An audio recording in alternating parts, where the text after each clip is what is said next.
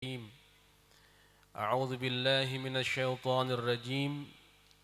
لقد خلقنا الإنسان في أحسن التقويم ثم رددناه أسفل سافلين إلا الذين آمنوا وعملوا الصالحات فلهم أجر غير ممنون إلى آخر الآية. وقال رسول الله صلى الله عليه وسلم: ما أثقل في زينة العبد يوم القيامة من خلق حسن. صدق الله وصدق رسول الله صلى الله عليه وسلم. Para alim ulama, para asatidzah, para hujat, jamaah Masjid Al-Khidmah yang dimuliakan Allah Subhanahu wa taala. Wabil khusus yang sama-sama kita muliakan, yang baru saja menyampaikan sambutannya pengasuh Pondok Pesantren Al-Mubarak Romo Kiai Haji Khairuddin mata'anallah bituli hayatihi. Mukarramul muhtaram akhinal mahbub yang menjadi wasilah mengundang saya hadir di tempat ini, qadarullah Kiai Haji Khairul Anam mata'anallah bituli hayatih. Akhinal kiram, sahabat saya dari Jakarta, dulu satu pengajar di panti rehabilitasi korban narkoba. Dulu saya satu yayasan dengan beliau di PRKN, ngajarin orang-orang yang kena narkoba. Al-Mukarram Kiai Haji Fuaidil Hazik Al-Hamdani yang kita panggil dengan Gus Hazik, pengasuh Pondok Pesantren An-Nur Babadan mata'anallah bituli hayati. Dan juga tidak lupa yang saya hormati Mukarram Bapak Ahmad Yamuri yang sudah bersedia mengantar saya ke sana kemari sampai malam hari ini, tetap setia menemani saya, mudah-mudahan tidak masuk angin. Amin ya rabbal alamin. Acara saya padat, ditelepon sama Gus Anam waktu saya sedang tabligh akbar di SMK Wijaya Kusuma, sehingga dari dialog via telepon sampailah malam hari ini saya di sini. 2 hari belum tidur. Ini yang pantas nih malam kita baca doa Bismika Allahumma ahya wa amut, karena udah jam 10 lewat. Saya mendapat informasi berdiri bertausiah di tempat ini jam 9, tapi jam saya kayaknya ngaco, ini jam 10. Apa sama jam kita semua? Oh sama, berarti informasinya tambah 1 jam. Terasa khidmah, malam hari ini kita duduk di tempat ini sehingga Al-Mukarram Kiai Khairuddin pembukaan muqaddimahnya mengatakan Alhamdulillahilladzi anzalas sakinah. Allah Subhanahu wa taala yang menurunkan sakinah, ketenangan di dalam hati orang-orang yang beriman. Dan ketenangan ini kita rasakan belum pecah, masih kumpul dalam satu wadah yang wadahnya tidak bisa kita lihat kecuali orang-orang tertentu yang melihat wadah tersebut. Ada nggak yang bisa melihat wadah ini malam? Wadah, tahu nggak wadah? Ketenangan kita ini terikat. Sepertinya ada satu wadah yang mengikat tapi tidak kelihatan. Sehingga saya dari Jakarta kalau disuruh ceramah di tempat seperti ini, ketularan khidmah. Yang biasa di Jakarta kalau misalnya kita ceramah itu tidak lepas daripada pantunisasi. Sekarang saya nggak berani berpantun, Gus. Takut wadahnya pecah. Jadi saya bolongin dikit-dikit wadahnya, biar nggak terlalu berantakan pecahnya. Bu, Ada, saya pikir udah pada tidur. Yang tidur diamin aja, nggak usah dibangunin. Ntar kita pulang, biarin dia sendirian di situ. Ayat langsung saja, saya nggak usah panjang-panjang, langsung kepada ayat yang tadi saya bacakan. Walaqad khalaqnal insana fi ahsani taqwim. Itu surah At-Tin yang jumlah ayatnya 8. Kita hafal, sungguh manusia itu adalah makhluk yang paling sempurna. Manusia yang paling sempurna makhluk Allah ini adalah makhluk yang istimewa ketika makhluk tersebut belum ditulari oleh nafsu bahimiyah, nafsu sibaiyah, nafsu syaitoniyah. Ini saya bicara agak tasawuf dikit nih ya. Iya Pak ya, nggak apa-apa Pak ya. Agak tasawuf dikit gitu. Kan soalnya saya lihat nih orang-orang tasawuf semua yang hadir. Kalau di Jakarta tak sanggup. Jadi orang-orang tasawuf itu bacaan kitabnya kitab-kitab akabir. Ada kitab yang namanya Ihya Ulumuddin. Ada namanya kitab Qutil Qulub Abi Thalib Al-Makki. Nah, ada kitab namanya Al-Anwarul Qudsiyah. Itu kitab-kitab tasawuf. Dulu waktu saya ketemu Yai Asrori di rumah Mas Aji Notonegoro, Romo Yai Asrori Allah yarham sedang megang kitab Al-Anwarul Qudsiyah. Saya masuk ke dalam, saya minta izin sama Romo. Sama Romo saya minta izin, Romo, Yai, di rumah saya itu ada santri Yai namanya Gus Hazik. Mana orangnya? Tuh dia gitu. Dia bawa foto Yai. Saya seneng lihat wajah Yai. Rasanya saya langsung ingat Allah. Wah. Saya puji Yai Asrori. Orang-orang pada liatin saya. Ini siapa ini? Orang berani banget ngomong depan Yai Asrori kayak begitu. Padahal yang puluhan tahun belum tentu berani. Itu saking mahabbahnya saya dengan Yai Asrori. Pertama kali perjumpaan saya nekat masuk ke dalam. Soalnya yang dibawa oleh Gus Hazik ini saya demen semua bacaannya. Ada manakib, ada iklil, ada salawat Husainiyah. Saya kepengen baca itu Yai, boleh nggak? Kata Yai Asrori, baca aja nggak apa-apa. Kamu tuh jurnek ya. Jurnek apa itu Yai? Jurnek, jujur tapi nekat. Dapat nama dari Yai Asrori, jujur tapi nekat. Ya berkah saya kenal Yai Asrori, akhirnya santri-santri Yai Asrori pada ke rumah. Ada yang bawain foto, ada yang bawain kitab. Dia pikir saya teman dekat Yai Asrori. Padahal baru tumben ketemu. Ustadz, antum anak pondok Yai Asrori ya? Kok bisa ngomong dekat begitu? Yai lagi megang kitab Anwarul Qudsiyah. Lagi bahas masalah daqaiqur riya. Kitab tasawuf tuh. Daqaiqur riya artinya daqaiq itu lintasan-lintasan, sentuhan-sentuhan penyakit riya. Ini kan penyakit riya, penyakit yang susah diobatin. Dalam bahasa Arabnya da'un udol. Penyakit yang belibet. Hanya bisa diobati oleh orang-orang arif billah. Karena di sana di kitab tasawuf juga ada kalimat riyaul arifin afdolu min ikhlasil muridin.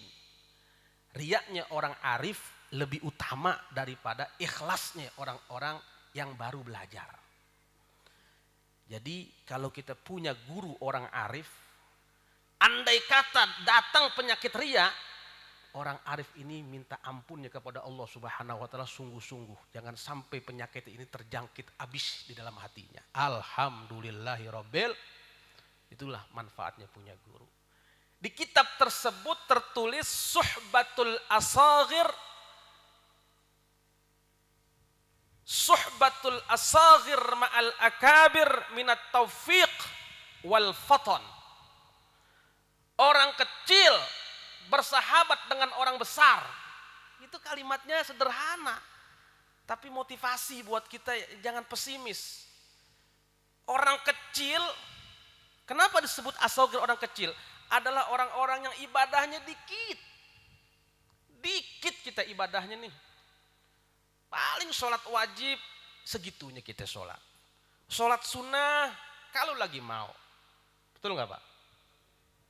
Oh, sama dong semuanya betul ini. Pada tawadu. Kalau tawadu di Jawa bener rendah hati.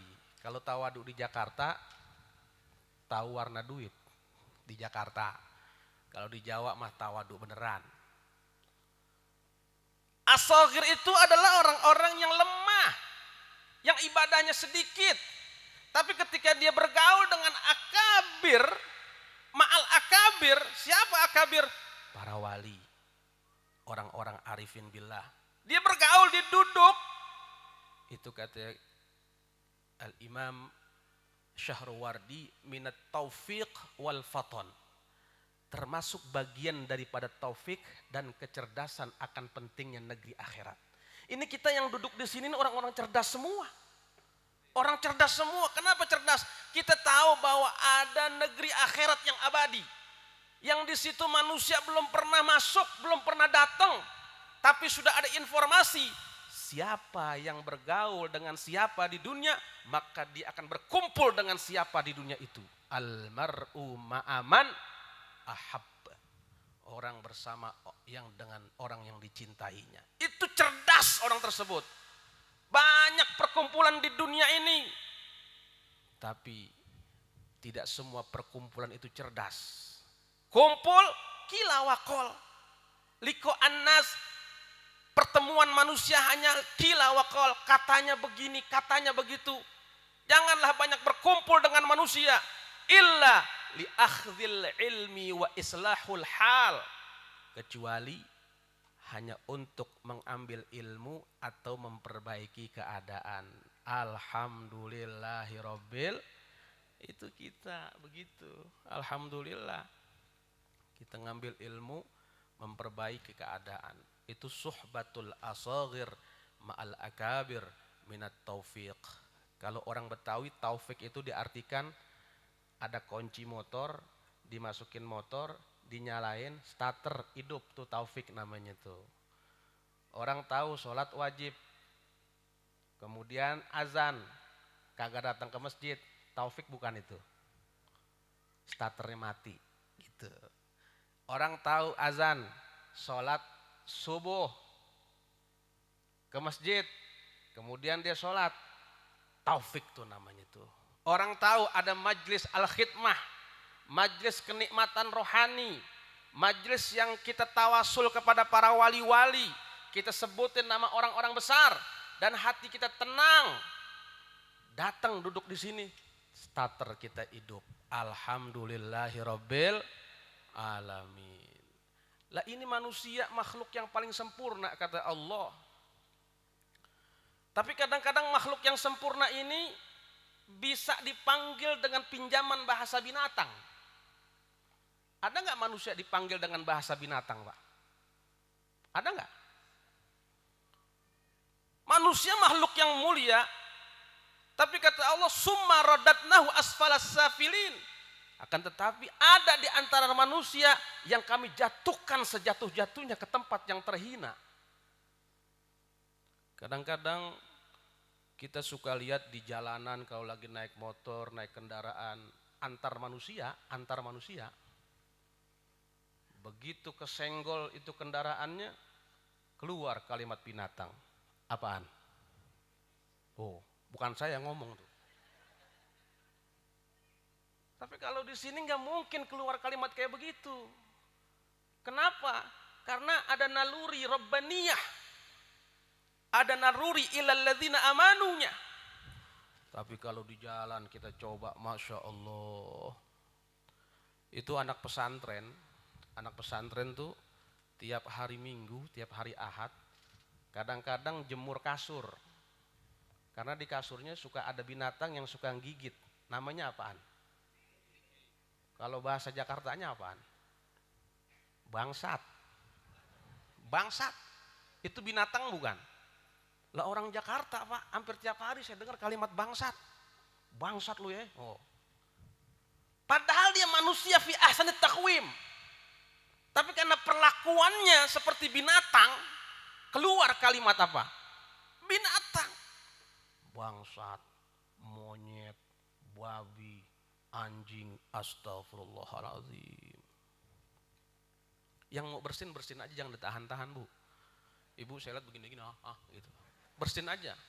Bersin itu nikmat dari Allah Subhanahu wa taala. Orang yang nggak bersin itu tandanya dia ada virus HIV loh, hati-hati. Iya, seminggu kita nggak bersin, periksa nih darah ada virus apa kagak. Itu penelitian dari UNHCR.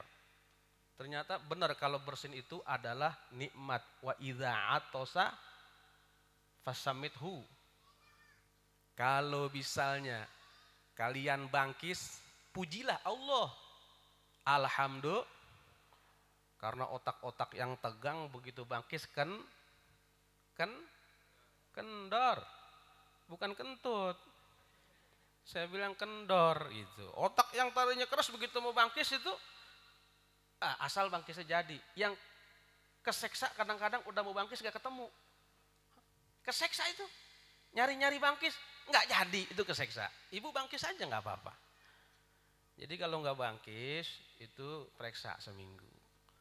Orang-orang HIV itu yang kena virus HIV ternyata ada virus HIV dalam tubuhnya yang akan melemahkan pertahanan kekebalan tubuhnya. Itu yang bisa terkena penyakit AIDS. Makanya Nabi kita Muhammad Shallallahu Alaihi Wasallam di antara hakul muslim alal muslim, apabila saudaramu bangkis dan dia memuji Allah, katakanlah yarhamu kallah. Itu cakepnya begitu kita. Tapi coba kalau sudah menyentuh masalah keganggu, bahasanya sudah beda lagi. Biasanya udah bahasa binatang. Makanya kata Allah, summa radadnahu asfala safilin. Manusia yang kata Allah bentuknya paling sempurna, tapi dijatuhkan ke tempat yang sangat rendah. Kenapa? Karena naluri bahimiyahnya dipelihara. Naluri kebinatangannya dipelihara. Sekarang kita lihat di media sosial, di televisi, coba kita lihat. Ternyata manusia lebih binatang daripada binatang.